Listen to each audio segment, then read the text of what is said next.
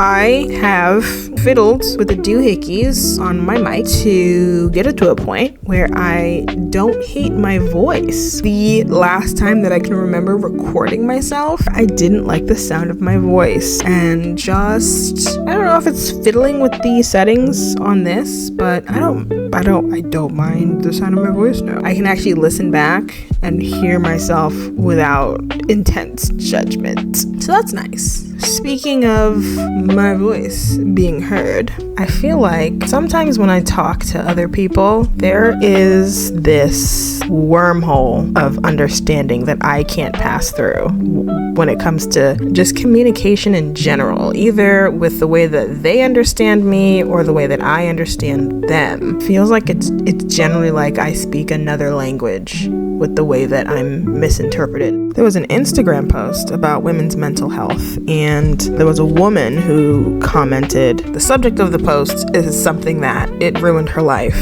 and she did also post another comment stating that she's still able to show up for the people that need her, even though she maybe handled some situations in a negative way. And like the people underneath her comment were basically coming for her, just telling her that's not the way you do it, yada yada yada, typical keyboard warrior stuff. So I commented under her comment. I said it's perfectly fine for you to feel the way that you're feeling and, be able to show up for people in the way that you're able to, when you're able to do it. You can do both, basically. And the people who I did not agree with agreed with me, thinking I was agreeing with them. And I did not understand. And there was somebody else who said that I was being, I'm trying to remember the phrase. I don't like this phrase. I think the phrase doesn't make sense. Toxic positivity. She basically tried to turn my words on me and said, the toxic positivity is weird. She's allowed to do both. First of all, the phrase, it represents two opposing ideas. From my understanding, toxic positivity is basically negating someone's feelings and telling them that you're not sad about this thing. You just need to cheer up. Just negating how somebody is currently feeling about a situation and then telling them to just buck up. Just put on their bootstraps and figure it out. And I just feel like if you're being positive, if you actually have positivity, I don't understand how toxic can be before that. If you're being toxic and you are negating somebody's feelings just to try to be positive, that's not positivity to me.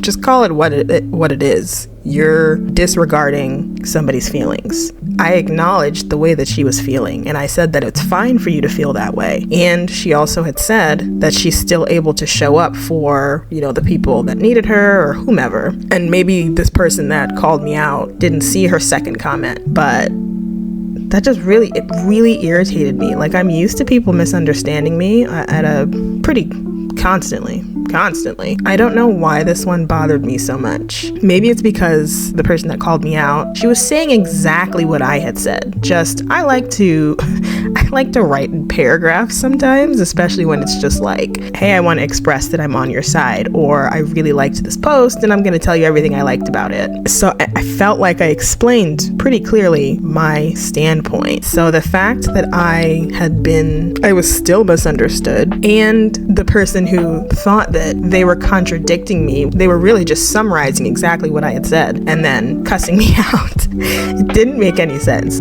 So maybe it was just a problem of my paragraph being too long. That person just read through the first sentence and a half and decided that I was attacking the original poster. Maybe it's that I was just wrong, but I just find that happens a lot. Not people coming for me, but just misunderstanding what I'm saying. And I don't know if it's just people are used to others playing games and subbing and just being shady in general. You can pretty much be assured that I mean what I say. I think maybe the only difference is whatever it is that I'm saying, I probably feel 100 times more than what I'm actually communicating. If I say I don't really like you, my hatred for you probably burns with the white hot intensity of 1,000 suns. If I tell you something that I like about you and it's unprompted, I probably have a pretty great amount of respect for you. If I say that you deserve only good things, which I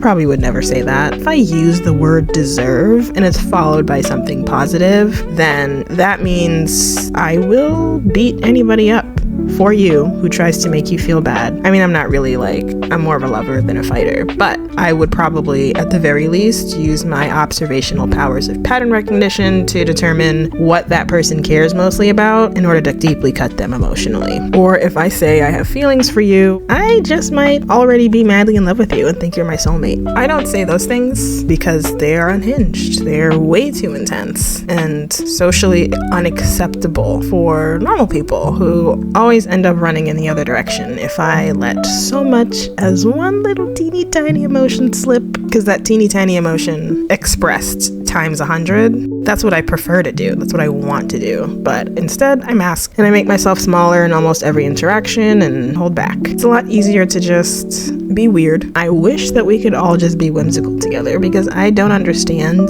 the invisible rules of social interaction. I think they're stupid. When I find out about the rules after the fact, the unspoken rules that I guess people naturally learn through interacting with each other and don't ever actually talk about it, stupid. And I generally can't discern intentions without developing a history of pattern recognition with that person. So sometimes I have to go through the same thing with somebody before I realize, oh, that's a pattern. You're a problem, or I'm the problem. Oops. The moral of the story is just unapologetically embrace whimsy. I wish we could all just do that. Just embrace whimsy. Stop playing chess. Throw the chessboard off the 11th story balcony. You'll be better for it.